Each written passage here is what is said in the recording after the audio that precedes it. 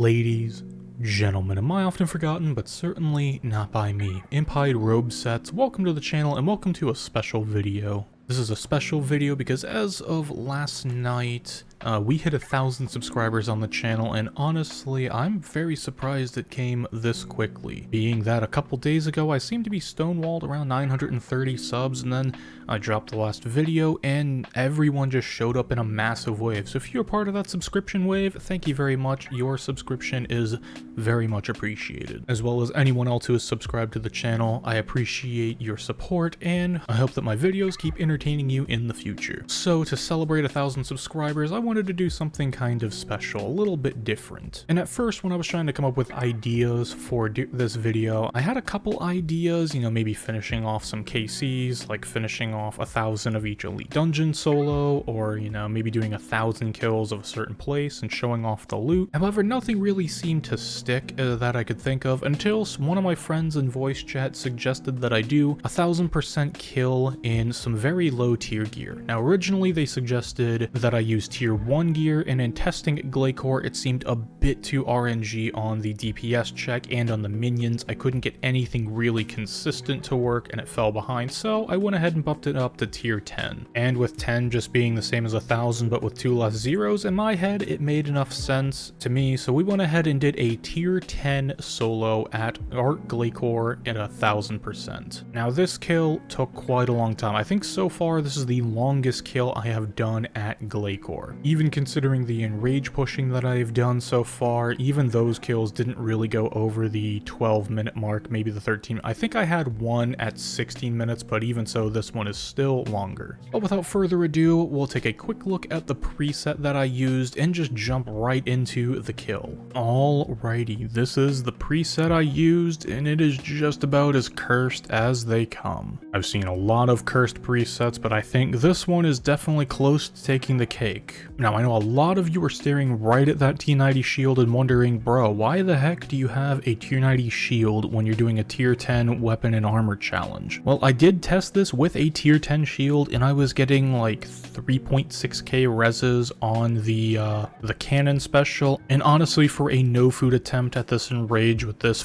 little armor stats, everything was hitting me, and it was borderline impossible using a lower tier shield because the tier of the shield actually affects how effective your defensive abilities are. So a lower tier shield will cause lower reses, it'll cause lower barricade times. I think a tier 10 shield barricade, even with the dinos in your pen, I think it's still only like 6 seconds for a barricade. It's a really short time. So I went ahead and changed up the rules a smidge. I do have a tier 90 shield, it's just so I can have reses and have some longer cades and whatnot, and that's essentially why I used it. Otherwise, it is basically impossible. However, maybe further down along the road, I will come back and revisit this type of challenge and try it with a tier 10 shield, or maybe even grind out a tier 1 armor setup kill. The rest of the preset is kind of straightforward. The Zuck Cape, the EOF, the Seer's Ring, those have no requirements as far as equipping them is concerned, so I went ahead and said,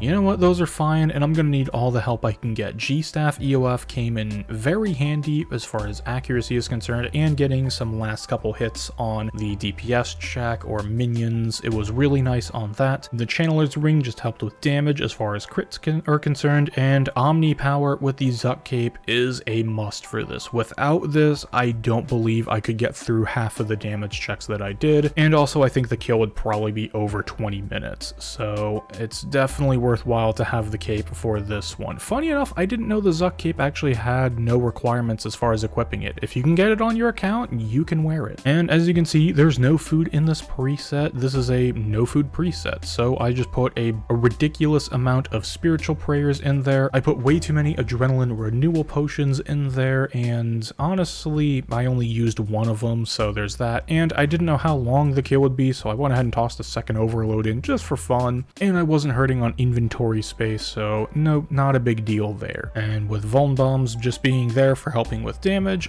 the rune pouches, I went ahead and brought those because I didn't want to bring individual runes, even though I did have the space for them, because it's just kind of annoying bringing that many runes and whatnot to a boss fight, and I didn't see any benefit of the rune pouch pouches because the boss fight wasn't going to be so long to where saving runes from the grasping pouch effect were actually going to be, that effect would not be coming into play at this point, so I went ahead and just used them for simplicity's sake. If you have any other questions though about the preset, feel free to put it in the comments below. However, let's go ahead and get into this kill.